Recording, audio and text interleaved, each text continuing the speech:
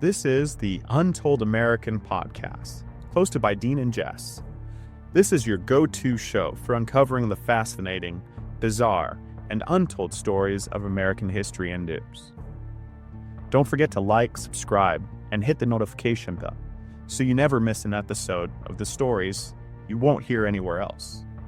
Let's dive in.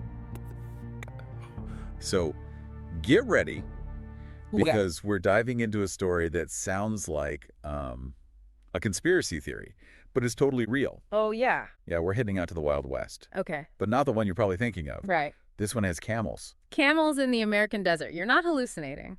No, I promise. This is the tale of the US Camel Corps, a real government-funded experiment. We're talking military camels, folks, roaming the same places as cowboys and outlaws.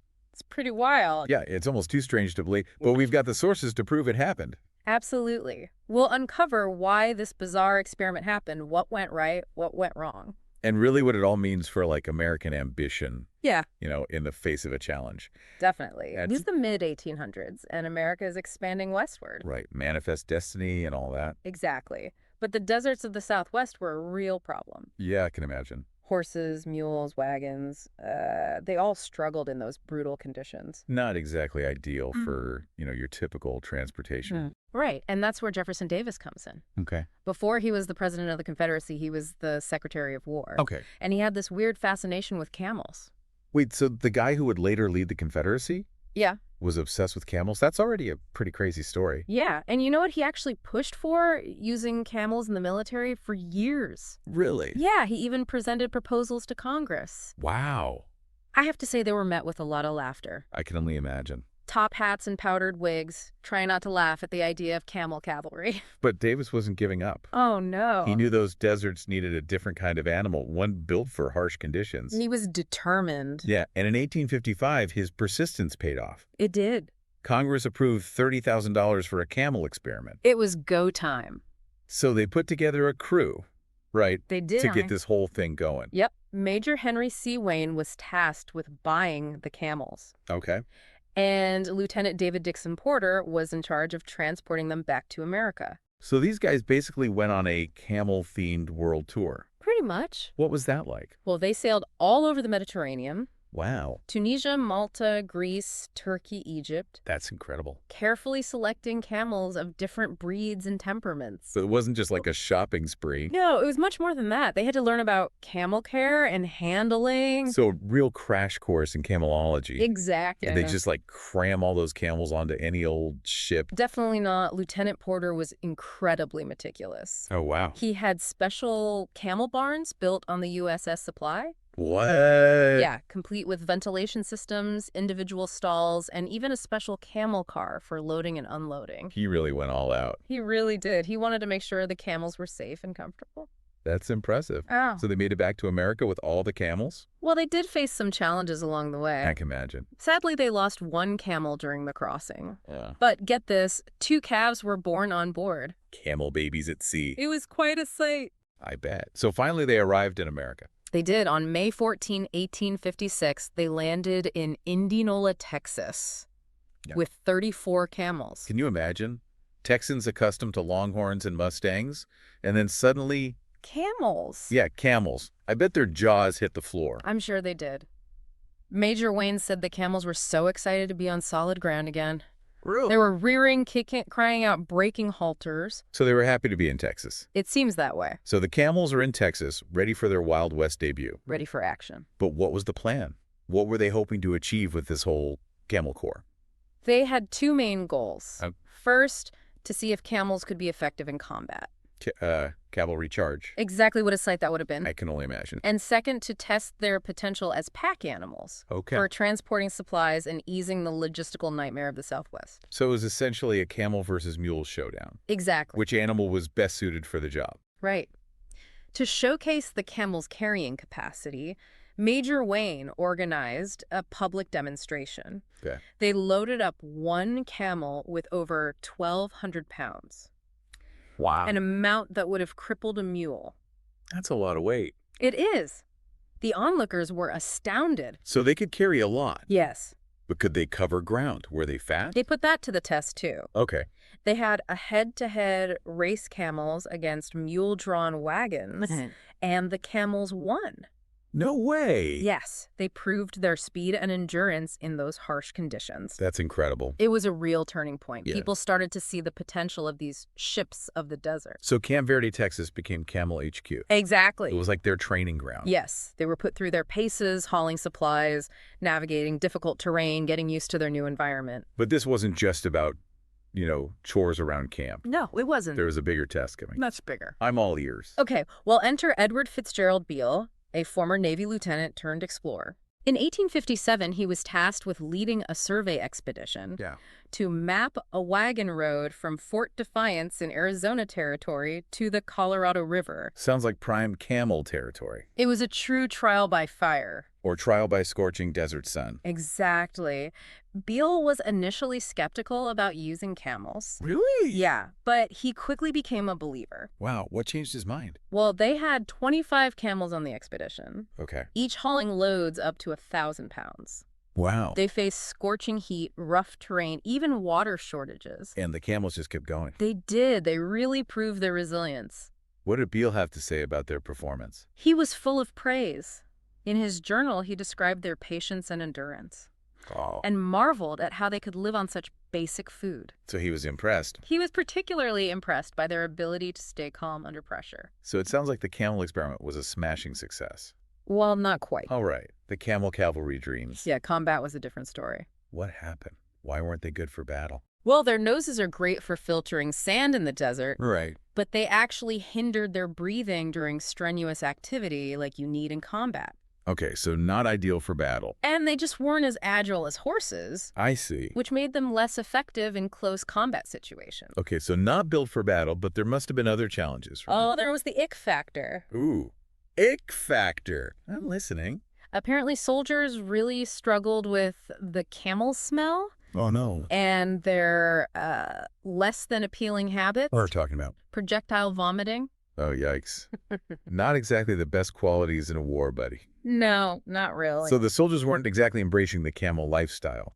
Let's just say there were rumors of sabotage. Really? Yeah. Mm. Major Wayne documented several mysterious camel deaths. Oh, no. That sounded a lot like some soldiers weren't too keen on sharing their rations with these smelly creatures. So the camel cavalry dreams were fading and relations with the troops were strained. Yeah.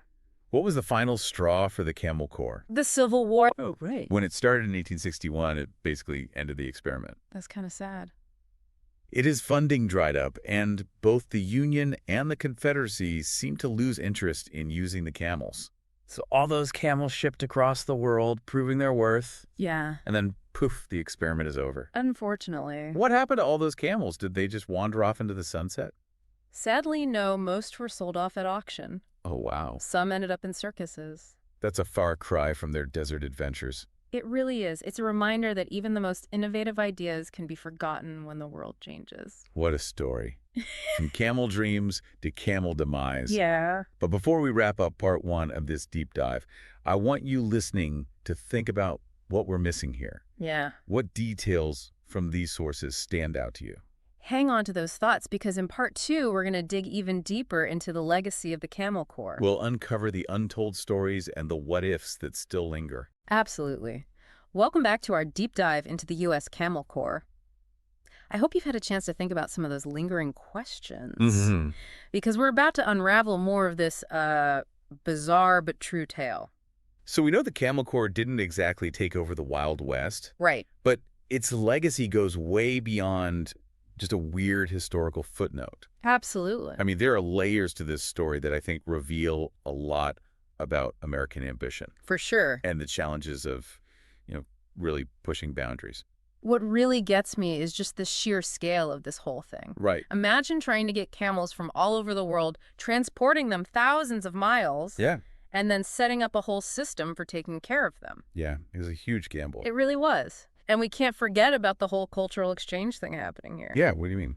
Well, you have Arab and Turkish camel handlers working with American soldiers. Oh, right. Sharing their knowledge about these animals that nobody in America really knew anything about. It's a really cool snapshot of a time when globalization was actually happening. Exactly.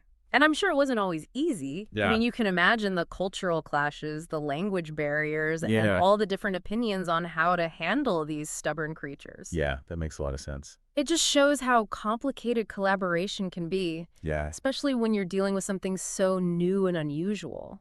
It also makes you think about how Americans back then saw the Middle East. Yeah, how so? I mean, camels must have seemed so exotic, so different. Right. Did this experiment maybe change how they viewed other cultures? That's a really interesting question. On the one hand, you see this fascination with what camels could do, Yeah. like a recognition that they were valuable in this tough environment. Yeah. But then on the other hand, there's this feeling of otherness, Okay. maybe even a little discomfort with how unfamiliar camels were. That makes sense. Yeah. And maybe that discomfort contributed to the Camel Corps' failure. Possibly. These animals were useful, but they just didn't fit in. They weren't horses, and for a lot of people, that was a problem. It's a classic example of people resisting change, right? Totally. Think about how many groundbreaking ideas have been rejected throughout history Yeah. just because they were too different. Yeah, I mean, the Camel Corps shows us that innovation isn't just about good ideas. It's also about creating a place where those ideas can actually succeed. Yeah, and that means overcoming logistical hurdles Right. and dealing with cultural biases. And even learning to appreciate the not-so-glamorous parts of a new system. Speaking of not-so-glamorous parts, Yeah. we have to address the camel in the room. What's that? Camel poop. Ah, yes, the infamous camel dung. The sources talk about it a lot. I do. The soldiers just couldn't get over the difference in, deposits compared to horses. Right. It seems funny now, but it shows how important it is to adapt. Absolutely. Sometimes the smallest things can be huge roadblocks. For sure. I mean, if the soldiers had been more willing to adjust to see past the poop, maybe the Camel Corps could have had a chance. It's possible. But we can't forget about the successes. Right. Those camels, especially with Beale, proved themselves over and over again. Can you imagine crossing the Southwest with a whole line of their silhouettes against the setting sun? What a sight. It really captures that spirit of exploration, that drive westward that defines American history. It does. The Camel Corps may have been a failure overall, Yeah. but it shows a boldness that's hard not to admire. It makes you wonder, maybe there's a lesson for us today. Like what? Well, in a world with climate change, resource scarcity, all these challenges, Yeah. maybe it's time to look back at those crazy ideas that were rejected in the past. Maybe those ideas weren't so crazy after all. Yeah, maybe camels do have a role to play. Or maybe it's something totally different. Right. The point is the spirit of experimentation, pushing boundaries, daring to think differently. Yeah, That's the real legacy of the US Camel Corps. I like that. So as we move into the final part of this deep dive, Yeah. I want you listening to consider this. What impossible idea today might be totally normal in the future? What innovations are we missing because they challenge our assumptions? Hold on to those thoughts because we've got one last camel-sized revelation coming your way. We'll see you soon for the final part of our deep dive. All right, so we're back for the final part of our journey into the world of the US Camel Corps. We've covered a lot of ground. We have the origins, the successes, the failures. Yeah, but there's one more fascinating aspect of this story that I think is worth exploring. Oh, yeah. What's that? The what-if factor. The what-if factor. I like that. What if the Civil War hadn't happened? Right. What if the U.S. Army had really gone all in on camels? What if we had seen camel cavalry charging across the plains? Or camel-drawn artillery bombarding forts? Okay, now that's a mental image. Right. Can you picture Wild West towns with camel hitching posts outside the saloons? I mean, instead of cowboys rounding up cattle. It's camel wranglers herding Camel Corps. Camel Corps, I love it. It's these what-ifs that make history so interesting. Yeah, they make you question everything and imagine all these different possibilities. Exactly. But let's be real for a second. Okay, Those camels were facing a tough challenge from the beginning. they were. It wasn't just the Civil War or the logistics. Right. There was this deep cultural resistance to them. I mean, horses were so ingrained in American military culture. Yeah, there were symbols of power tradition, Yeah. way of life. Camels with their strange walk, their weird smells, their spitting. Yeah. They just didn't fit in. Makes you wonder if anything could have really changed things. Yeah. I mean, was the Camel Corps doomed from the start because it was just too different? It's hard to say, but I do think some people were genuinely excited about it. Right. Remember Beale? He became a huge advocate for camels, He did. and his expedition proved how useful they could be. And what about those camel handlers? Oh, yeah. Those guys traveled across the world to share their knowledge. They did. They really believed in these animals, even when other people were laughing at them. Their stories are so important to understanding this whole experiment. Yeah, it wasn't just about camels. Right. It was about people from different cultures working together. Trying to do something new and innovative. So what's the big takeaway here? What's the legacy of the US Camel Corps? Well, for me, it's a reminder that progress isn't always straightforward. Right. Sometimes the best ideas fail, not because they're bad ideas, but because of circumstances, cultural biases, or just bad timing. It also shows us that we can learn from things that didn't work out. Exactly. The Camel Corps might not have changed the American military. True. But it teaches us about logistics, cross-cultural collaboration, and adapting to new situations. And who knows, maybe those camel dreams aren't totally gone. You think so? With all the challenges we're facing today, climate change, resource scarcity, Yeah. maybe we need to look back at those crazy ideas from the past. Maybe the future does have a place for camels. Maybe. Or maybe it's something else entirely. But the spirit of the Camel Corps, the willingness to experiment, to challenge the status quo, that's what we need to hold on to. Absolutely. So as we wrap up this deep dive, I want to leave you with this thought. Okay. What seemingly impossible ideas are just waiting to be rediscovered? Yeah. What innovations are we missing because they don't fit our current ways of thinking? The answers might surprise you. So keep exploring, keep questioning, keep an open mind. And maybe we'll see you on the camel trail someday. Thanks for joining us on this wild ride through Untold American. This has been the Untold American podcast with Dean and Jess. Thanks for tuning in. We hope you enjoyed exploring these untold stories with us. Be sure to like, subscribe, and share this episode with fellow history buffs and curious minds. Don't forget to leave a review. Your support helps us uncover even more fascinating stories. Until next time, stay curious and keep discovering America's untold tales.